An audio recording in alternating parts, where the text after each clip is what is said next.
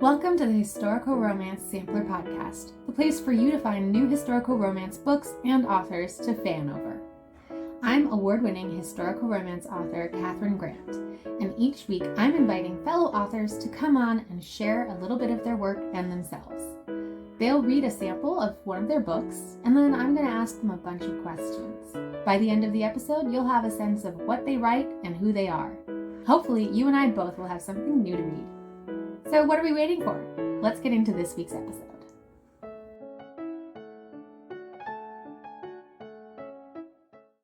I am so excited. I'm here today with Maggie Sims. Maggie began her love affair with romance before her teen years, drawn to the Regency by her mom's British influence. In her 20s, she did her best to live the Carrie Bradshaw life in New York City, albeit with less expensive shoes and more books.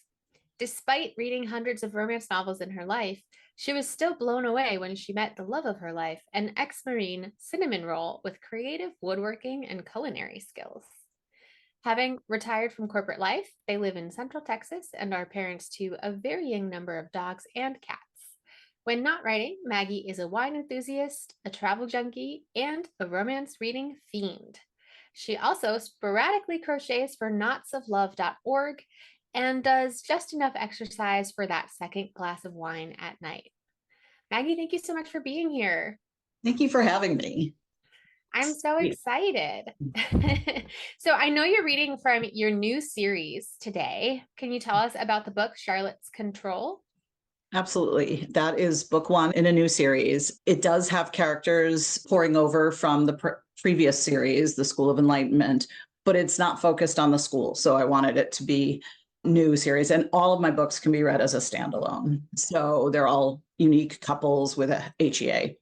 This one is an age gap with the older woman liking control in the bedroom. She was taught by her first husband, and it was a love match, and unfortunately she was widowed. She is childless, so when she meets this young, still a university student, he's about to turn 20, and then they start to have a relationship. I'm just jumping ahead in the plot here. She resists it because she knows that when he inherits his earldom, he will need heirs. And she didn't have children in an 8-year marriage. So she's concerned for his behalf. So that's, yeah. Awesome. Is there anything we need to know about the scene before you jump into it? There is. Let me get to my notes here. So Charlotte is the Dowager Countess of Peterborough, and she's a 28-year-old widow. Like I said, starting in this scene, she's just starting. It's towards the beginning of the book. It's the meet cute, and she's just starting to reintegrate into Taunton society after mourning her husband. Belle, who you'll hear referenced in this passage, is her best friend, and Charles was her husband. William, the hero, is almost 20, between his second and final year at Oxford, but has had to begin learning the earldom because his father's a drunkard. So they've caught sight of each other in an earlier scene at her first ball back, and both felt an attraction. So he approaches her and their host of this ball for an introduction. The host is her friend, and he's very lax on titles. He's very lax about a lot of things, actually, and introduces her as the Countess of Peterborough rather than the Dowager Countess. His mother, who helps him kind of shadow manage the earldom, asked William to see if the Earl of Peterborough was in attendance and to discuss a parliamentary alliance. So William changes course from the introduction to ask about her husband. She flees to the garden unprepared for that question, and he follows to apologize once he finds out the real situation. And we're joining this scene just after his apology. Take it away. William went to speak, but Charlotte raised a hand. My response to your innocent inquiry was unnecessarily harsh, and I apologize. Whilst this is one of my first social events since Charles' passing, I should not have attended if I was not ready to be polite. Lady Peterborough, he held his hand out as though asking to hold hers. Did he not recall formal etiquette? There could be no hand-holding between them. He might not even have learned it yet, given his youth. Well, this she could handle. She glanced down at it, then pointedly back up at his face. Dropping his hand between them, further pinning her skirts, he did not seem to realize that it brushed her thigh. The audacity of the puppy. Straightening her spine an inch, she raised her brows at him. He smiled, leaning in. No apology is needed, to my mind. However, if you feel it necessary, my response is that allowing me to sit and bask in your beauty erases all memories of faux pas from my thoughts. She snorted, ignoring the spurt of pleasure in her chest to shake her head side to side. Oh, please, try that on someone your own age. Had she thought him audacious? Impertinent was more like it. I beg your pardon, my lady. I was being truthful. I could stare at you all night. His hair flopped onto his forehead again as he leaned toward her. Charlotte remained silent, staring at him and trying to ignore the thump of her heart and spurt of heat between her legs. Nor did she want to catalog the pull of his jacket over his muscled shoulder and biceps as he twisted, or the strain of his breeches around powerful thighs. His eyes were deep pools of liquid darkness, his lips plush and parted. He moved his hand on the bench an inch, the pinky pressing against her, then retracting. May I hold your hand, please, Lady Peterborough? The impact radiated down to her toes, curling them in her slippers, and up, tightening her nipples and bringing heat to her cheeks. Oh my, he is potent. She did not answer William, instead turning her head away with another snort. Her skirts loosened, and out of the corner of her eye, she caught his hand lifting toward her. Snap! She smacked his knuckles with her folded fan. Impertinent and audacious, she amended her earlier thoughts. At least she wasn't the only one being inappropriate this evening. Lord Stanton, you do not have permission to touch me. Lady Peterborough, 'tis William, please. He rushed on. You have my apology. Will you please forgive me, please? She gave a small sniff, still fighting with her conscience over Belle's suggestion. Did she dare? His next question answered that. How may I make it up to you? At his words, the devil in her reared its head, overriding her conscience. She'd been lonely this past year and a half. While Belle insisted that she could meet someone who fit her sexually, she was not so sure. The breeze shifted and his scent floated to her. Tempered sweetness of spiced rum with something else she couldn't name after being alone so long. No matter, it was delicious. She tilted her head and ran her gaze up and down his form, her pulse racing.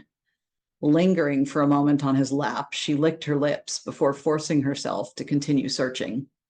Her gaze settled on his neck before raising to his face. Remove your cravat. Charlotte, Lady Peterborough? You heard me, and you do not have permission to use my given name. It is Lady Peterborough, or... She sucked in a breath, trying not to pant as she attempted to rein in her inner devil, but it had slipped its lead and was running wild. Mistress P. His eyes bulged and his throat moved on a swallow. He lifted his hands hesitantly to his cravat. Gracious, he was actually following her command. She'd been sure his reaction would be insulted dismissal, or worse, laughter. Another hot wave of arousal washed over her.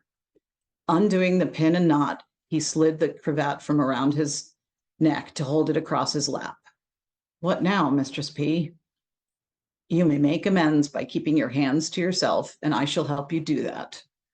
Charlotte reached over and slid one end of the necktie through his loose hold. She pulled it from under his hands to his wrists, crossed the two ends, and raised his hands using the linen.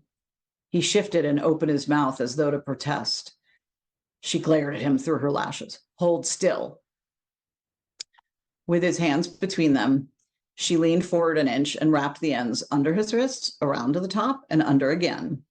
As he watched, mouth open, she tied the ends into a loose double knot over the wrapping, well out of reach of his thumbs. It would take him a minute or two to figure out that she had left it loose enough for him to bend one hand and get his fingers to the knot to pick at it. Still amazed at his willingness to sit still for her ministrations, she schooled her features. All of this open-mindedness could simply be lack of maturity. However, she could still take her fun. Before she straightened, her inner devil, she liked to think it had Belle's voice, made her lean in further, closing that gap, to brush her breasts against his knuckles, inhaling his scent again. He jerked. Lady, Mistress P? He asked, his voice a croak. Ah, youth. Just testing that you have learned not to grab people without permission, she smirked. Absolutely, Mistress B, he was gasping. Her inner devil preened. She'd not been allowed out in so long, she was enjoying this tiny show of power. Now that you have me at your mercy, what will you do with me? The upward lilt of the question sounded hopeful. Remind you to play with children your own age. Ooh, I need a fan over here. Yeah, yeah. That was awesome. Thank you so much. I have some questions for you, but we're gonna take a quick break for our sponsors. When a very attractive man shows up at Northfield Hall, Ellen Preston believes his claim that he is a man of all work, even though he doesn't know how to do basic things like wield a hammer. She believes the best of people, so she gives Max the benefit of the doubt. Too bad Max is at Northfield Hall to write an article proving the Preston family is pulling off a major fraud. When Ellen discovers Max's true identity, she is forced to choose between throwing him out or putting her trust in her family's enemy. What happens next will change both their lives and their hearts forever.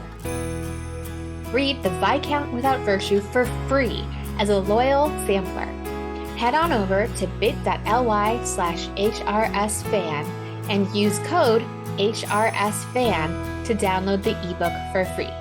So I am back with Maggie Sims, who just read a sample of Charlotte's Control.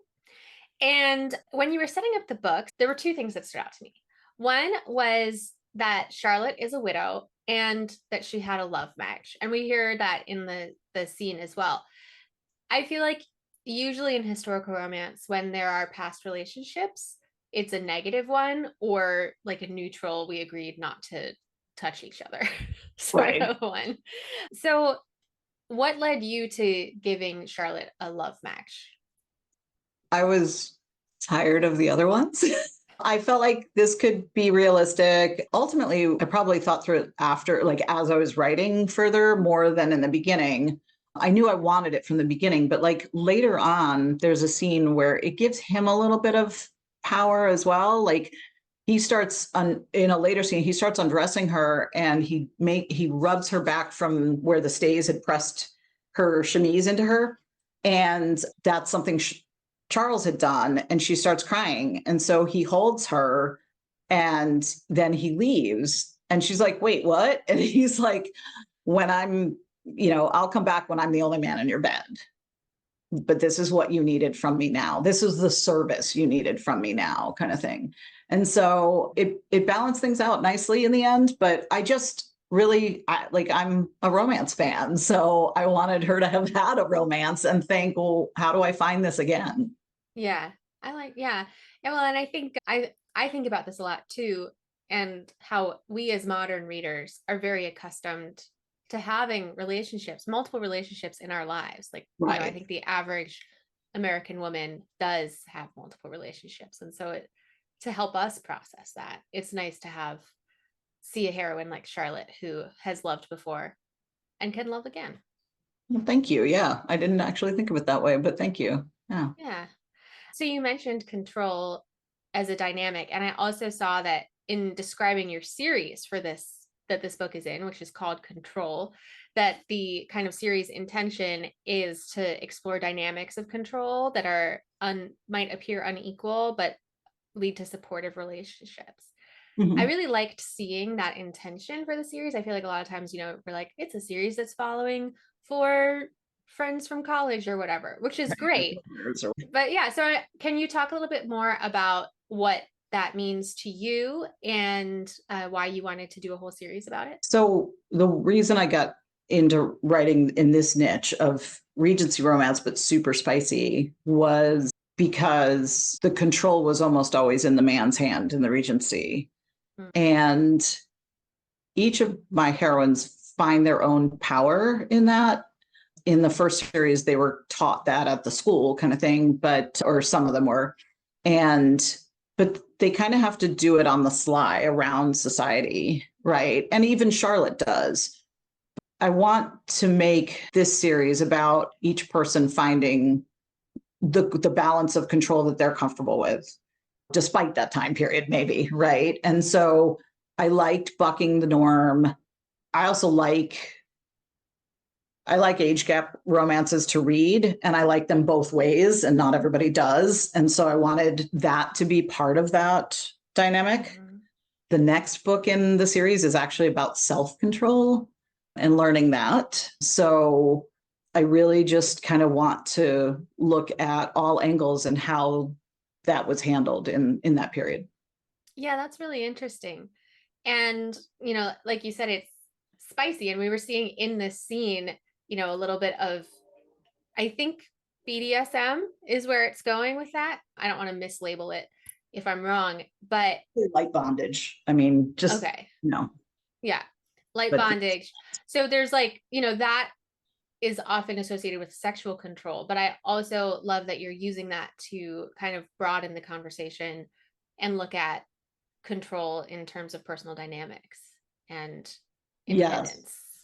Yeah. The age part, there is money part. She's quite wealthy, and his father has just let the earldom go. Yeah. So there's a few layers in there. Yeah, that's really interesting. And so what do you think makes an age gap so yummy for you? Probably the power dynamic, which is a form of control, right?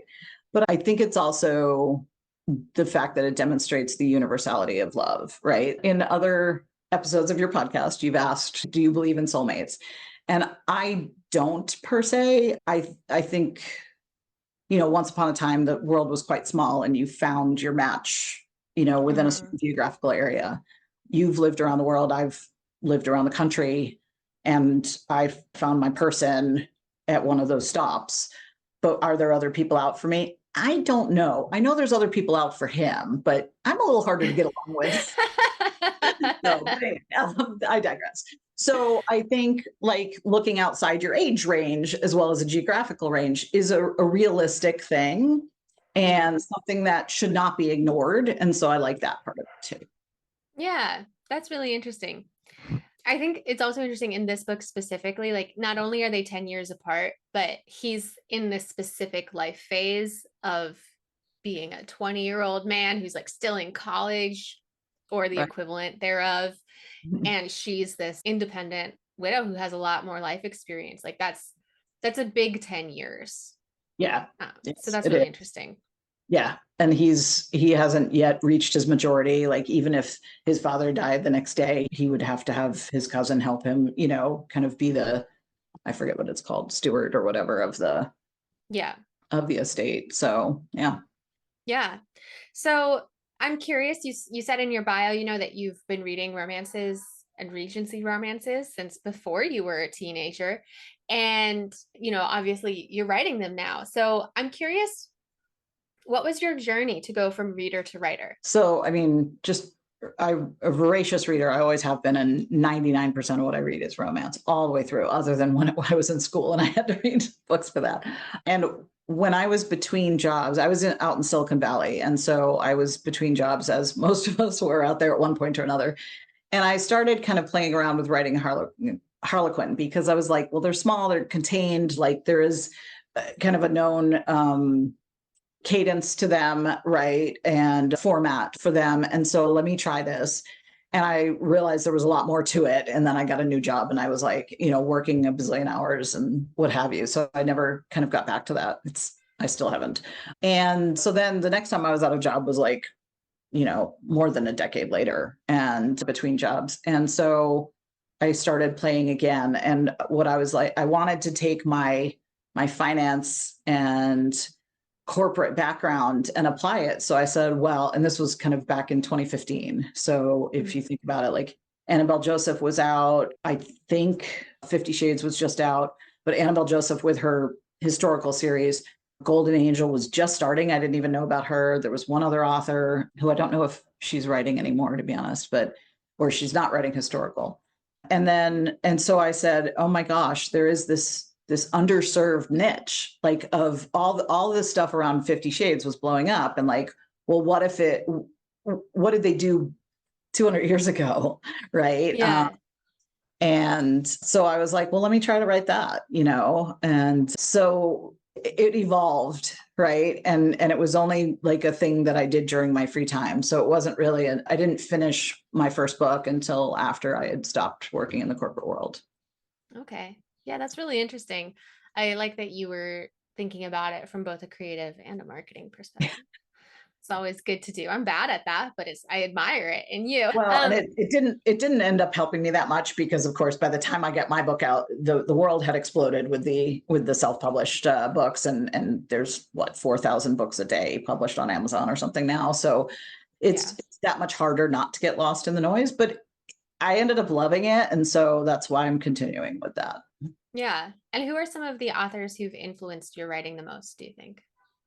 Definitely those two that I named, Annabelle Joseph's first series, and then the other series, the other author, I don't remember her name, but it was the Bound and Determined series, and then Golden Angels historicals were the leaders in this space. And in fact, when I was starting out, I reached out to Annabelle Joseph and I kind of fangirled all over her in an email, and she agreed to meet with me and just talk through her experience and kind of what she valued from her learning curve and what she would do differently and that kind of stuff. So she was very encouraging. And in fact, when people sign up for my newsletter, I mention her in the Properly Spanked series in my welcome newsletter to them. I was like, by the way, if you haven't done, this was who inspired me. Oh, that's amazing. Yeah. Yeah. What about when you were like a teenager? Do you still return to those books as a reader? Actually, I just tried an older one recently. Now, I haven't tried some of the bigger names, but there was one story that had stuck out to me. And I I think it's called Passion, but I don't remember the author. And I Is tried this to the one at the Crystal Palace? no, no, Okay. That's no, a that's different another one passion. called Passion, though. You're right. Not that. This was much earlier. Okay. And I tried reading it again. And like now that we know the whole Georgette Heyer kind of situation with changing facts to test if authors were copying her and stuff like that, and the whole more and more research has been done. Like I can see where facts are misstated, like it's not Hmm. historically accurate, and there's a ton of head hopping, and so I'm not sure I'm going to be able to get through it again. And I loved the book. I loved the storyline. It was about a female twin who stepped in for her brother when their parents passed or their dad passed, and so they were 18, and so the earldom of course was under the stewardship of their of this guy that they had never met, right? And Yeah. she steps in as quote the earl in training, and he tries to teach her to be a man, and it's just Oh, hilarious. fun. Yeah. But but I don't know that I'll be able to read that story again. But like, obviously the greats, the Johanna Lindsay's, the Jude Devereaux, Kathleen Woodiwiss was probably my first Wow. historical. Ashes in the Wind. I mean, just I'm a lot older than you, so I really go back to Right. the very beginning greats, where beyond the Harlequins and Silhouettes, really the the first full length romances were the Regencies for the most part, and then those authors started branching out too, and the Judith McNaught and that kind of stuff. So I love those in my memory. I haven't tried rereading a lot of them. Yeah. Well, I think stylistically a lot has changed as well, in Right, addition to a deeper understanding of history.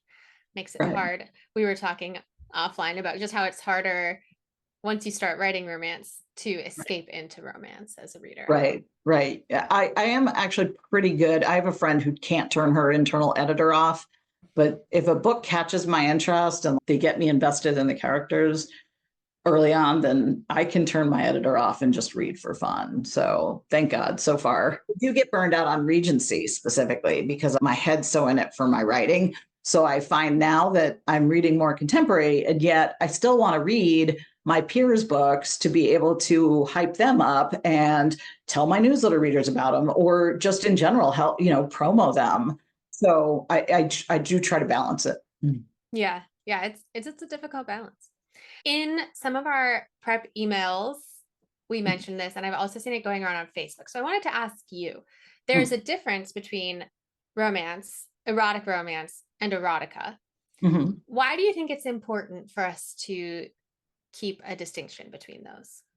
Why is it important? I mean, from a personal standpoint, I don't want people to look at me and say, you're just writing smut for the sake of smut. And I mean, of course, some people may still think that, but for me, the core of the story should always be romance in books that I choose to read and books that I choose to write. Mhm. And the reason it's erotic is because the sex is so inextricably linked to the growth of their relationship. And I choose to put more of it on the page than some others, maybe. So, or even like the type of sex they like, that kind of thing. But really, it's just the definition of erotic romance is that it's a romance where the sexual component of the relationship is essential to the storyline. Erotica definitely has a place in the world. Not saying I haven't ever read it, but it is spice for the sake of spice. And there isn't necessarily a happy ending. The two characters can walk away at the end separately. And so that's just a very different thing. And my stories are designed as a relationship building and going through some tough times and then coming out successful at the end. And it's the relationship that I try to focus on as a writer. And I want to be seen. That's what I want to be seen by the reader. Yeah. Yeah. I think that's a good explanation of it. It's Thanks. something that I think as we engage more and more on the internet with more of us, I mean, first of all, because of self-publishing, we're able to get more books published on a spectrum, exploring Right. sexuality on a spectrum. And there are readers engaging with them, but people use labels improperly sometimes. And it's always good to just kind of like be like, well, what is the right label and why is it? Right. Why do we care? So, Right. I mean, yeah. I could say the same about, Regency romance being classed in Victorian romance in Amazon categories, right? Right. Yes, exactly. Yeah. There is a distinction, and is it Yeah. important? Depends on who you ask. Right. I've seen it like show up in like Renaissance. It's Yes, like Regency Victorian, you kind of get the same tropes, but Renaissance is going to be very, very different. If you're looking for a Renaissance romance, don't pick up a Regency. right. All right. Well, now it's time to find out how much of a rule follower or breaker are you with love it or leave it. So, do you love it or leave it? Protagonists meet in the first 10%. I love it, but I don't need it. I'm Mm, open. all right. Love it or leave it, dual point of view narration. Love it. Really Love love it it. or leave it, third person past tense. For historicals, absolutely. For others, I'm neutral. Interesting. Contemporary. Yeah. Love it or leave it, third act breakup or dark moment. I've seen more third act breakups than dark moments. So I guess I'm used to those, but again, I'm open if it's done well. Okay, great.